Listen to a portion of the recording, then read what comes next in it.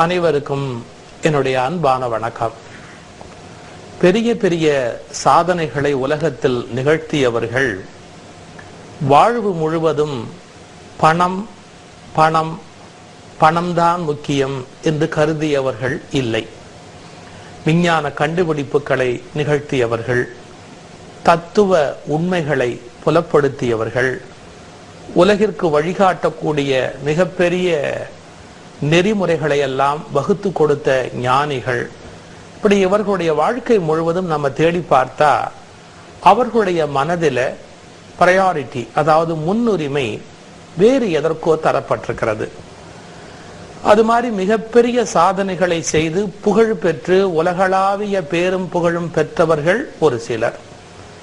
ஆனா அது மாதிரி சாதனைகள் எல்லாம் செய்துவிட்டு புகழ் என்பது இந்த உலகம் தர வேண்டிய அளவுக்கு தரவில்லை என்றாலும் உலகத்திற்கு தர வேண்டியதை தந்துவிட்டு நிம்மதியாக சந்தோஷமாக நிறைவாக வாழ்ந்தவர்கள் ஒரு சிலர்.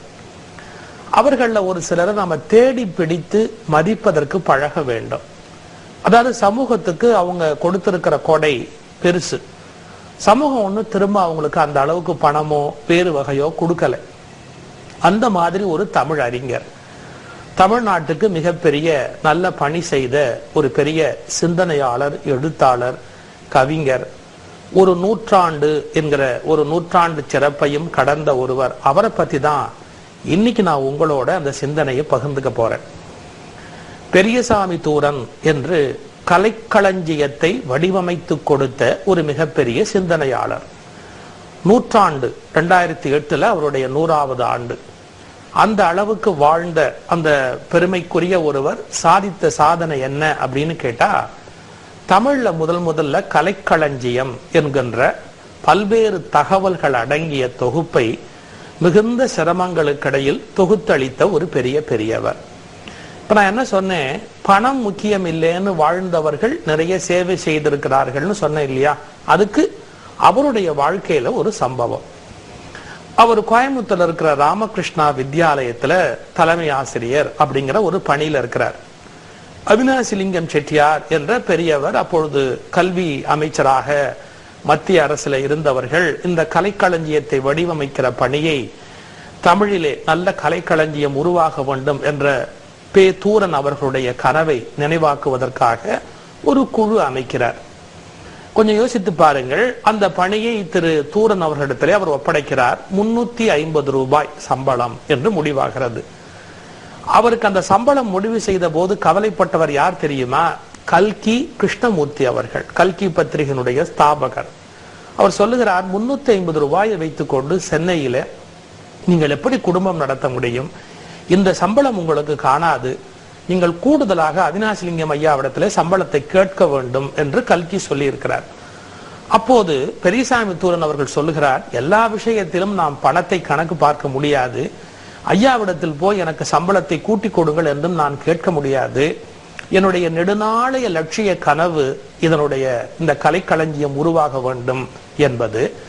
இந்த சம்பளம் குறைவுதான் என்றாலும் நான் வேறு எழுத்து பணி வேறு பணிகளில் ஈடுபட்டாவது அதை ஈடுகட்டிக் கொள்வேன். ஒரு நிமிடம் உள்மனம் உறுத்துகிறது, வேறு பணியில் ஈடுபட்டு பணம் ஈட்டுவதாலே இதிலே கவனம் குறைந்து விடுமோ என்று என் மனதில் ஒரு கவலையும் இருக்கிறது. என்றாலும் சம்பளத்துக்காக என்று இந்த பணியை விடவோ அல்லது சம்பளத்துக்காக இந்த பணி இன்னும் கொஞ்சம் சம்பளம் வேண்டும் என்று கேட்கவோ நான் தயங்குகிறேன் என்று சொல்லியிருக்கிறார்.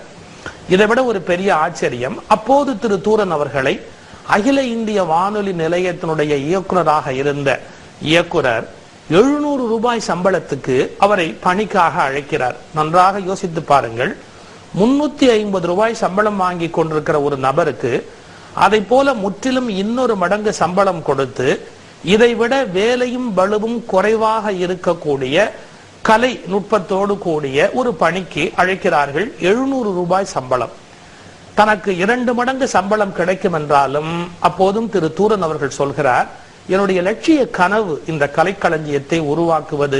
நான் சம்பளத்திற்காக அந்த வேலை என்று எப்படி தேர்ந்தெடுக்க முடியும் என்று தன் சம்பளத்தை போல் இன்னொரு மடங்கு சம்பளம் கிடைக்கிற வேலையை கூட தன் ஆசை கனவுகளுக்காக பணிகளுக்காக விட்டு கொடுக்கிறார். அவருடைய நூற்றாண்டை தமிழ்நாடு எந்த அளவுக்கு சிந்தித்தது என்பது எனக்கு தெரியவில்லை.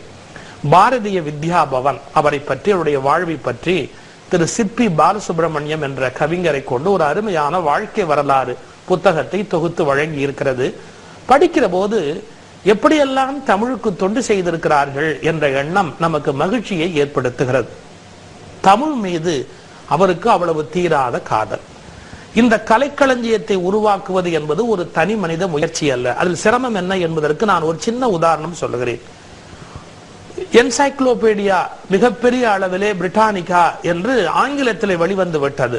அதுபோல தமிழிலே கொண்டு வர வேண்டும் என்று விரும்பினால் நிறைய உள்பிரிவுகள், 40 உள்பிரிவுகளை வகுத்துக் கொள்கிறார்கள். 1500 கட்டுரைகளுக்கு மேலாக ஒவ்வொன்றிலும் வர வேண்டும், நிறைய நுட்பமான தகவல்கள் வர வேண்டும் என்று பிரித்துக் கொள்ளுகிறார்கள். தமிழிலே அதை எழுதக்கூடியவர்கள் யார் யார் என்று தேர்ந்து அவர்களிடத்திலே இருந்து அந்த கட்டுரைகளை வாங்கி தொகுத்து அச்சிட்டு வெளியிடுகிறார்கள். சில சந்தர்ப்பத்தில் ஆங்கிலத்திலே இருந்து தமிழுக்கு சொற்களை மொழிபெயர்க்கிற போது எந்த சொல்லை தேர்ந்தெடுப்பது என்பது மிகப்பெரிய சிக்கலாக இருக்கிறது. டாக்டர் தேப்போ மீனாட்சி சுந்தரனார் போன்ற தமிழறிஞர்கள் அவருக்கு உறுதுணையாக கூட இருக்கிறார்கள். ஒரு சம்பவத்தை சொல்லுகிறார்கள். பர்சனாலிட்டி என்கிற ஆங்கில சொல்லை தமிழிலே எப்படி மொழிபெயர்ப்பது என்பது பற்றி ஒரு நாள் முழுவதும் விவாதித்திருக்கிறார்கள். எப்படி? ஒரு நாள் முழுவதும்.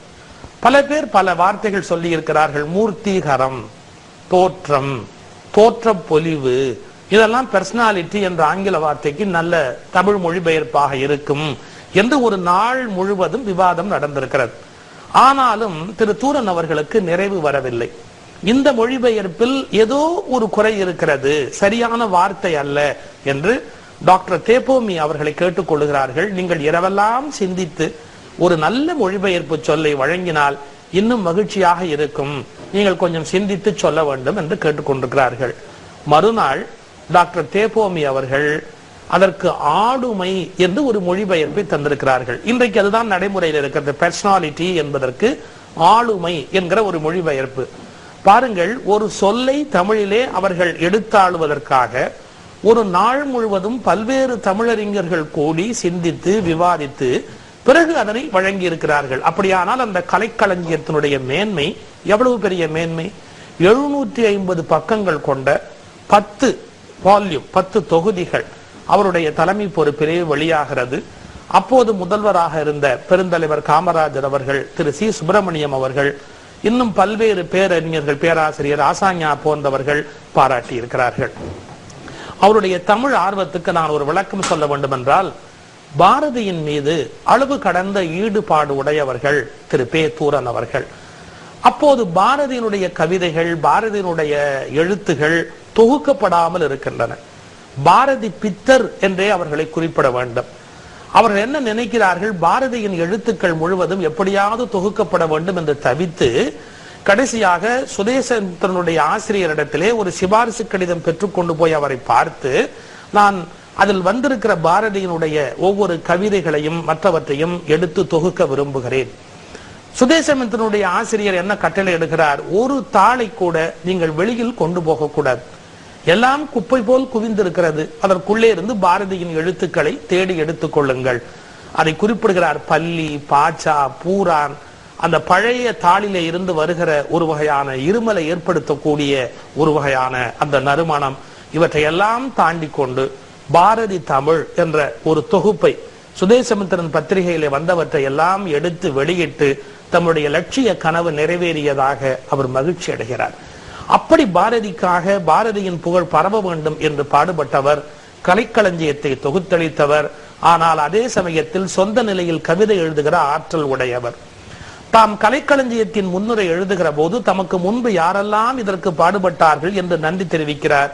அபிதான சிந்தாமணி வெளியிடப்பட்டது, சிங்காரவேலு முதலியார் அவர்கள் எழுதியது, ரத்னவேலு முதலியார் அவர்கள் வெளியிட்ட கிறிஸ்துவ கல்லூரி தமிழாசிரியர் அவர் வெளியிட்ட கலைக்களஞ்சியம் பற்றிய முயற்சி, அபிதான கோஷம் என்று அதற்கு முன்பாக வெளியிடப்பட்ட நூல் என்றெல்லாம் கலைக்களஞ்சியத்தினுடைய முயற்சிகள் தமக்கு முன்பே எப்படி தொடங்கப்பட்டது என்பதை ஒளிவு மறைவென்று அவற்றை பதிவு செய்துவிட்டு அதன் வளர்ச்சியாக இது வெளியிடப்படுகிறது என்றும் அவர்கள் குறிப்பிடுகிறார்கள்.